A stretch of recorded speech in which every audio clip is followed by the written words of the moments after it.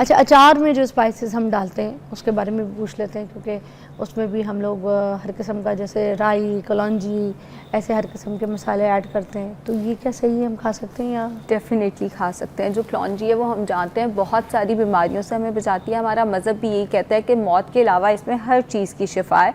लेकिन ये नहीं सोच लेना कि हम अपनी बुरी आदतों के साथ कलौंजी, बहुत ज़्यादा अल्कोहल लेके उसके ऊपर कलौंजी का इस्तेमाल करेंगे।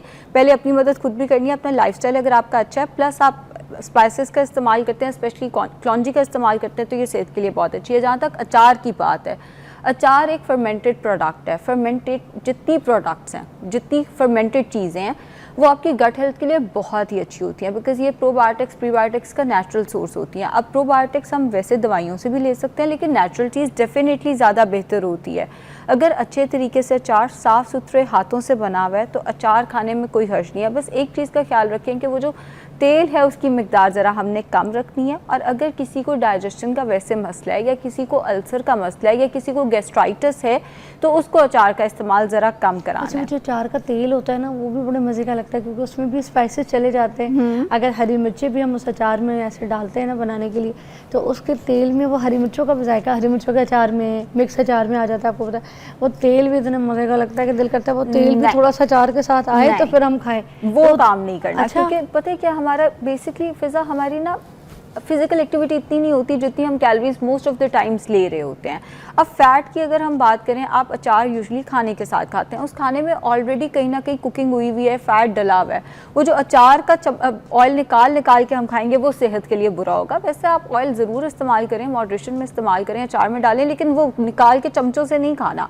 बस जितना अचार के टुकड़े के साथ आ गया उतना इस्तेमाल करें, और वो भी हो सके तो टिश्यू पेपर से थोड़ा सा डैब कर दें। जितना ऑयल कम अचार का खाएंगे उतना ज़्यादा बेहतर है, क्योंकि खाने में ऑयल डला हुआ है। हाँ, अगर आपके खाने में ऑयल नहीं डला हुआ, उबला हुआ खाना आप खा रहे हैं, तो उसके साथ आप अचार का थोड़ा सा ऑयल ले लेंगे, फिर कोई मसला नहीं। अच्छा, हमारा पूरा ख़ानदान ना, अल्लाह बख्शे, हमारी अम्मी कहती थी कि जो कलौंजी है उसको खाने का जो सही तरीका है वो सुबह सुबह उठ के तो खा लो। तो हम सारे के सारे ना, मेरी बेटी समेत हमारी सारी बहनें, हम क्या करते हैं, ऐसे ज़बान को ऐसे गीला किया ज़बान से, जो बोतल है उसके अंदर हमने उंगली डाली, उसके अंदर जितनी कलौंजियाँ लग गई ना वो ऐसे हम निकल जाते हैं। बिल्कुल ठीक है। उसको थोड़ा उसमें चबा भी पता है लेंगे, 6, 7, 8 दाने आते हैं। 6, 7, 8 थोड़ा चबा भी लेंगे तो उसकी डाइजेशन और बेहतर हो जाएगी। अच्छा, उसकी एब्जॉर्प्शन और बेहतर हो जाएगी दांतों से थोड़ा सा बाइट करके। हाँ, क्योंकि सीड्स है ना, चबाए बगैर खाएंगे तो वो वैसे स्टूल के साथ निकल सकते हैं। चबा के खाएंगे एब्जॉर्प्शन बेहतर हो जाएगी। क्या इसकी क्या फवाइद क्या होते हैं फिर? एंटी इन्फ्लेमेटरी है, आपकी इम्यूनिटी बूस्ट करती है, बॉडी के अंदर अगर कोई फ्री रेडिकल्स हैं उनको, यानी आप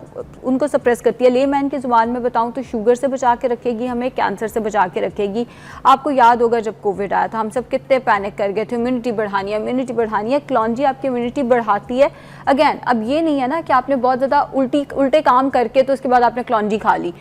कहने का मकसद यह, बाकी भी अपना लाइफस्टाइल हेल्दी रखें, प्लस कलौंजी का इस्तेमाल करें तो आपकी इम्यूनिटी जो है वो अच्छी रहती है। आप अपनी नींद भी अच्छी करें, थोड़ा फिजिकल एक्टिविटी करें, प्लस ये न्यूट्रासूटिकल्स जिसमें हमारे पास कलौंजी आ जाती है, दालचीनी आ जाती है, ज़ीरा आ जाता है, हमारे पास सौंफ आ जाती है, अजवाइन आ जाती है, मेथी आ जाती है, इनका इस्तेमाल करें तो ये आपको ब्लड प्रेशर से, शुगर से, दिल की बीमारियों से, लिवर के प्रॉब्लम से बचा के रखते हैं फिर। अच्छा, अब मुझे बता दें, तेज़पात हो गया, लौंग हो गया, ठीक है, बड़ी इलायची हो गई, फिर काली मिर्च हो गई, और इस तरह के जो और मसाले जाते हैं, छोटी इलायची हो गई, ज़ीरे का तो आपने ऑलरेडी बता दिया, ठीक है।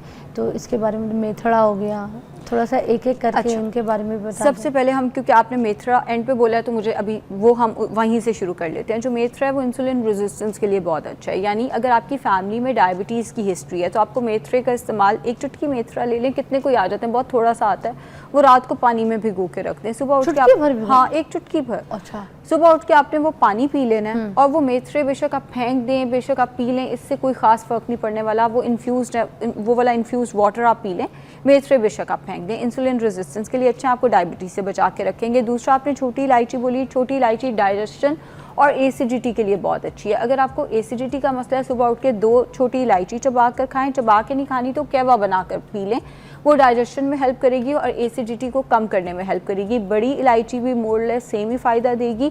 हाँ, वो एक ही काफ़ी होती है, एक ही सुबह उबाल के ले ली, और वो बेहतर है कि मील से, जो छोटी इलायची है वो मील से पहले ली जाए, और जो बड़ी इलायची है वो मील के बाद उबाल के वो कहवा आप इस्तेमाल कर सकते हैं। और कौन कौन से लौंग आपने बताया लौंग। था? लौंग का मैं आपको बताती चलूँ, वो भी एंटी इन्फ्लेमेटरी है, यानी बॉडी के अंदर जो इन्फ्लेमेशन, शायद आपको एक इंडियन एक्ट्रेस याद हो जिन्होंने कहा था कि मुझे मोटापा कभी भी नहीं था, मुझे इन्फ्लेमेशन थी बॉडी के अंदर, और जब मैंने अपनी इन्फ्लेमेशन ठीक की तो मेरी बॉडी खुद ब खुद शेप में आना शुरू हो गई थी। इन्फ्लेमेशन से ये होता है कि आप थोड़े से ब्लोटेड लगते हो, थोड़ी बॉडी जो है वो हैवी लगती है, आपके वाटर रिटेंशन हुई होती है, पफिनेस हुई होती है। इन्फ्लेमेशन को कम करने के लिए लौंग बहुत अच्छा है, प्लस आपके दांतों की हेल्थ के लिए बहुत अच्छा है। ये नहीं कि आप जितने मर्जी मीठे का ऊपर लौंग चबा लो ठीक हो जाएगा।